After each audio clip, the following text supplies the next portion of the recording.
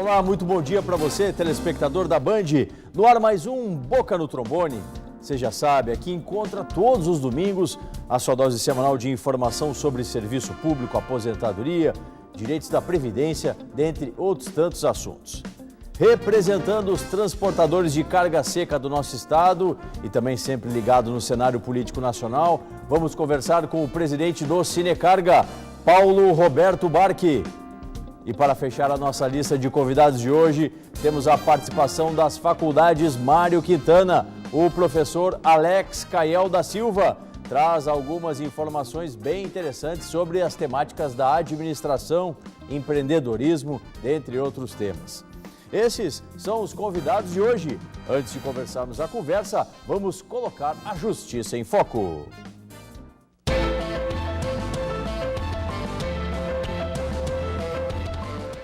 O Tribunal Regional Federal da 2ª Região determinou o restabelecimento de aposentadoria por tempo de contribuição proporcional por um aposentado do Rio de Janeiro.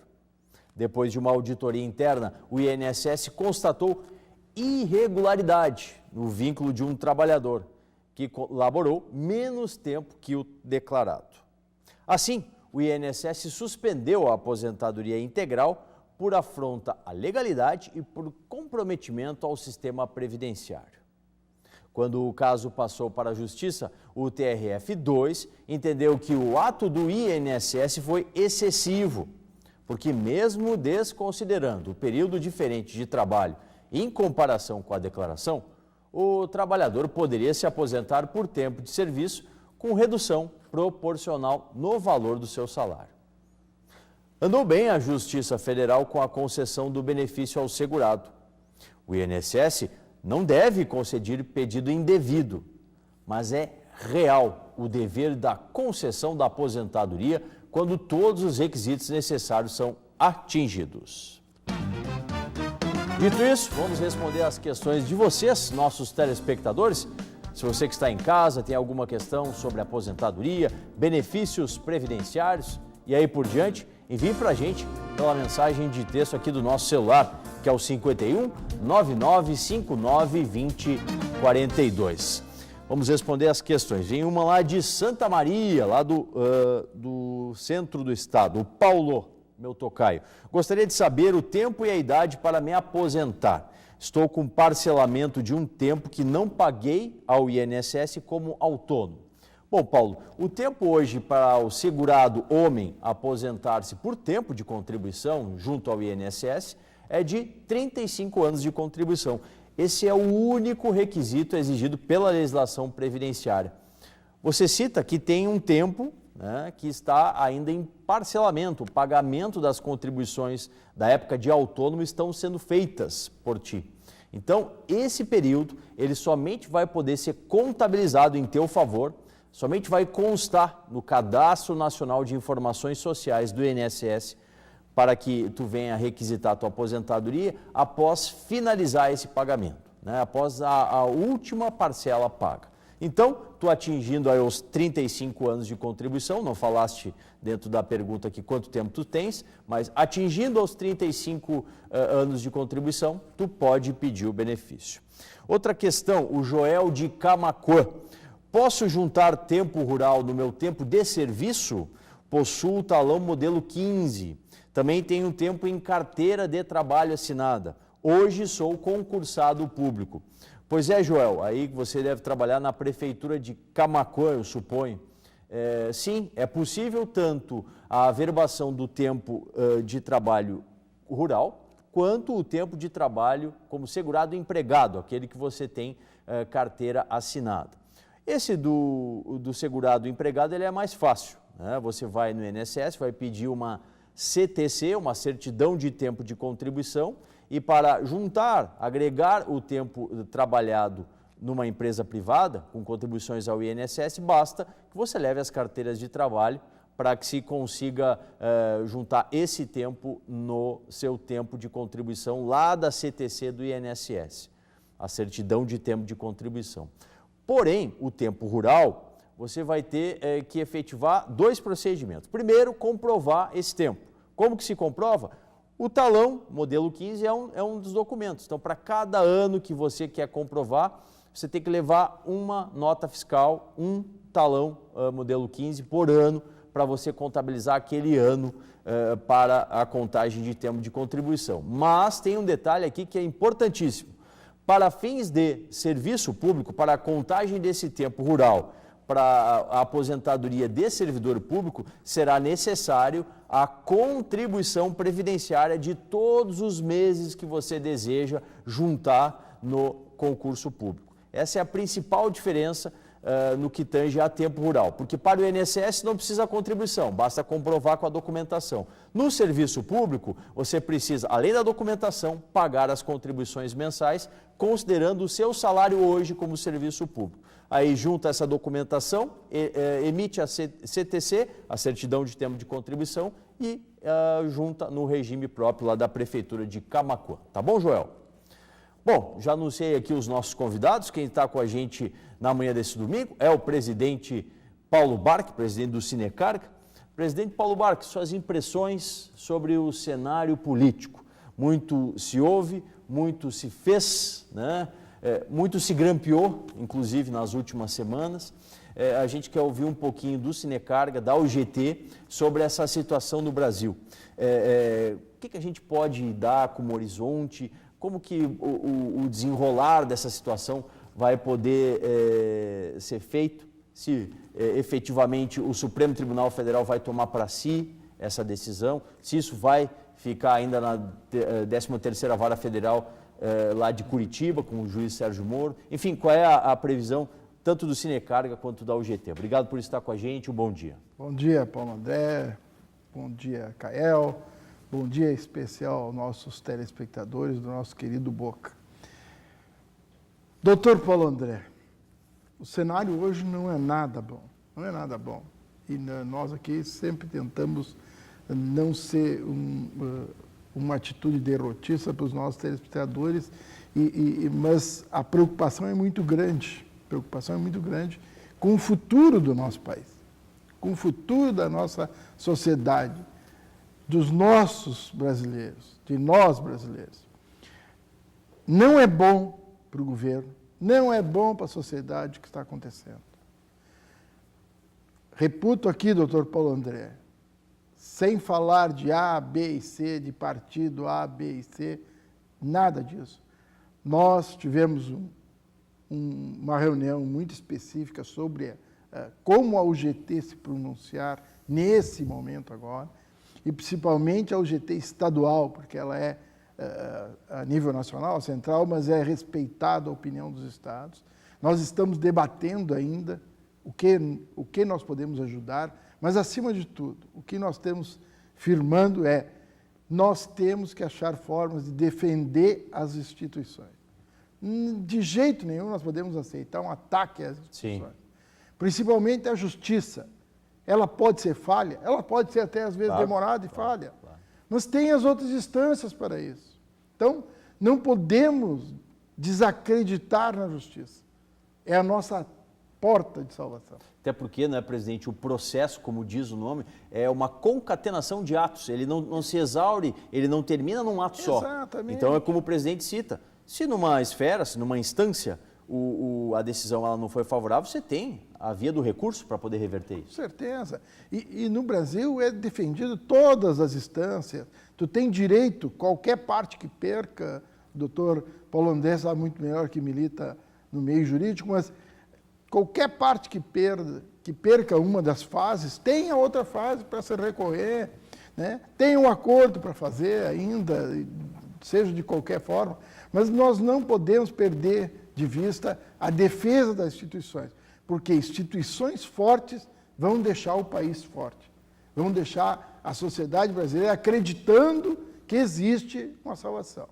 Quero dizer aqui também que nós aqui, que na UGT, que defende essas instituições, também dizer, hoje, falar do impeachment é o assunto decorrente até em várias rodas, tem que se provar alguma coisa que esse governo, ou que essa chapa que ganhou esse mandato, seja punida com o impeachment, Se tiver provas, que seja. O Brasil já fez isso uma vez. Agora, nós não podemos, de jeito nenhum, deixar as coisas como estão. Roubalheira acima de tudo, desvios de dinheiro, se houve anos atrás, se houve agora, se chame todas as pessoas. Eu sempre digo, cadeia não tem mais lugar. Não tem mais lugar. Seja de colarinho branco ou sem colarinho branco. O que nós temos que fazer daqui para frente é reforçar as instituições e, se der, fazer esse pessoal devolver o dinheiro que roubou. E acima de tudo, né, presidente, já emiti essa opinião lá no Boca no Trombone, na Rádio Bandeirantes, seja azul ou seja vermelho, fazendo uma metáfora aí com o futebol, aqui nós não defendemos o partido A ou B. Aqui o que se defende é, como o presidente citou, instituições fortes e que você, cidadão, que nós tenhamos um futuro que a gente possa se orgulhar. E sim, entre todos que estão laborando, né, nós temos a verdadeira segurança jurídica, né, para seguirmos à frente com confiança e que, como foi dito pelo presidente Paulo Barck, a punição ocorra para aqueles que mereçam. Daqui a pouquinho mais, presidente Paulo Barck falando sobre as temáticas aí da categoria dos transportadores de carga seca. Quem está conosco mais uma vez, e a gente recebe com muito prazer, né, é o professor Alex Caiel da Silva, das faculdades Mário Quintana, da FAMAC, que vem desenvolvendo um trabalho aqui na Rádio Bandeirantes, Caiel, de consultoria, né? A gente abre o espaço para a FAMAC para justamente levar aí as últimas dicas aos empreendedores, àqueles estudantes, aqueles que estão fora do mercado de trabalho e estão tentando entrar no mercado, né, com dicas de dia a dia. Hoje, nessa inserção da FAMAC, a gente vai tratar assim, basicamente de 2 pontos. Primeiro, a construção do currículo vitae, né, a porta de entrada, se a gente pode dizer assim, para o mercado de trabalho. E depois, lá na frente, no próximo bloco, falar sobre a questão daquele que está desempregado e pretende, então, montar o seu negócio, os empreendedores, aqui no Momento do Empreendedor, no Boca no Trombone, patrocínio da FAMAC. Caiel, obrigado por estar com a gente, um bom dia. Bom dia, Solano, bom dia ao presidente Paulo Barck, bom dia aos nossos telespectadores e é uma satisfação para a FAMAC estar aqui no Boca do Trombone. Então, essa primeira parte da participação, a gente gostaria de dedicar, Caiel, com base até em questões que chegaram, uma nossa telespectadora lá do município de Bagé, ela pergunta a respeito da questão da construção do currículo. Tem que constar ali números como, por exemplo, o RG, o CPF, essa documentação tem que estar ali, à mostra, exposto ou não? Solano, é importante quando a gente vai falar em currículo, né, nós pensarmos assim, o que se quer com o currículo. A questão do número do CPF, da identidade, ele não é necessário, né, não é fundamental. O que é fundamental no currículo é o currículo dialogar com aquela vaga que está sendo buscada, né, pelo candidato. Então, a empresa ela oferta a vaga, lá na vaga ela vai fazer a descrição, enfim, da função que ela está buscando, e o candidato se identificando, né, que ele pode contribuir com aquela empresa dentro daquela vaga, ele tem que buscar formular o currículo dele de acordo com a vaga que está sendo buscada.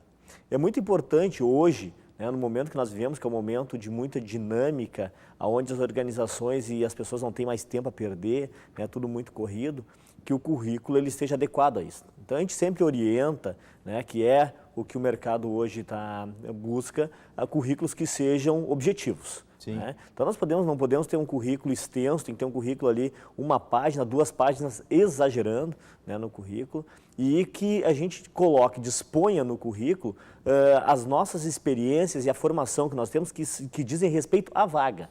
Porque daqui a um pouco nós fizemos um currículo extenso, colocamos todas as experiências que temos, toda a formação que se tem, e essas experiências, muitas delas não têm a ver diretamente com a vaga, e o recrutador, lá na hora de fazer a primeira análise, triar os currículos que chegam, ele acaba se deparando com um currículo muito grande, muito extenso, ele dá aquela olhada por cima, não consegue visualizar efetivamente a formação e a experiência que diz respeito à vaga, e acaba colocando de lado, e aí a pessoa muitas vezes acaba não sendo chamada. Né? Tem muitas vezes alunos na faculdade, enfim, por onde a gente tem passado, em consultorias, perguntam, eu tenho mandado currículos, né, para várias empresas, não me chamam nem para entrevista. Claro. Mas muitas vezes é este o problema, que o currículo ele tem, por excesso de informações, né, acaba não sendo objetivo e acaba sendo colocado de lado. Caiel, cuidados específicos assim com o tipo de foto, o tipo de conta de e-mail que é criado para colocar à disposição, isso tem que ter efetivamente um caráter mais profissional? Com certeza. Inclusive a questão da foto, nós só devemos colocar foto no currículo naqueles que a empresa, no pedido da vaga, indicar. Então, se lá no pedido da vaga diz assim, enviar currículos com foto, aí eu vou enviar com foto. Se não disser nada, não se envia foto, né, no currículo.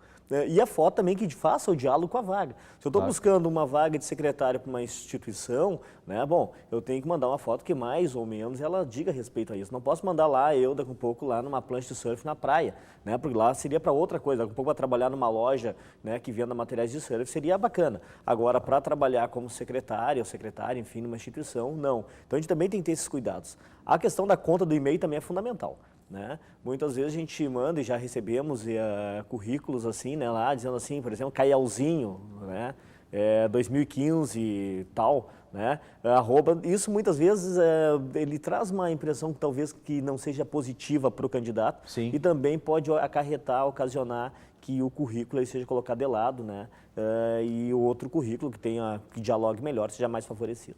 E Kael, quando o candidato ele formula o seu perfil, né, quando ele faz aqueles altos elogios, como que ele tem que proceder? Também não dá para se encher de habilidades, de elogios ali, porque isso também não vai pegar muito bem para o empregador.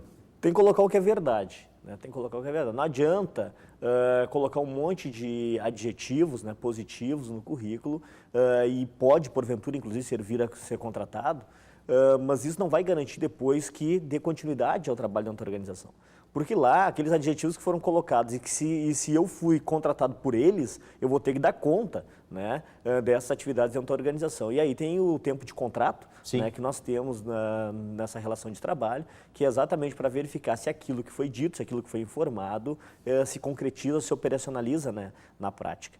E o importante hoje em dia, assim, como dica para as pessoas que estão assistindo, enfim, é que hoje o que as empresas buscam, ela não busca mais mão de obra. Né? Até porque a mão de obra a máquina faz. O que as empresas buscam é a capacidade das pessoas de contribuir com a organização e trazerem rentabilidade para a organização. Tá certo. Alex Kael, das Faculdades Mário Quintana, fica com a gente depois do intervalo que está chegando agora. Ele e o presidente Paulo Barco vão bater mais um papo conosco. A gente responde mais perguntas de vocês, nossos telespectadores aqui no Boca. Ano 27, muito mais interatividade para você.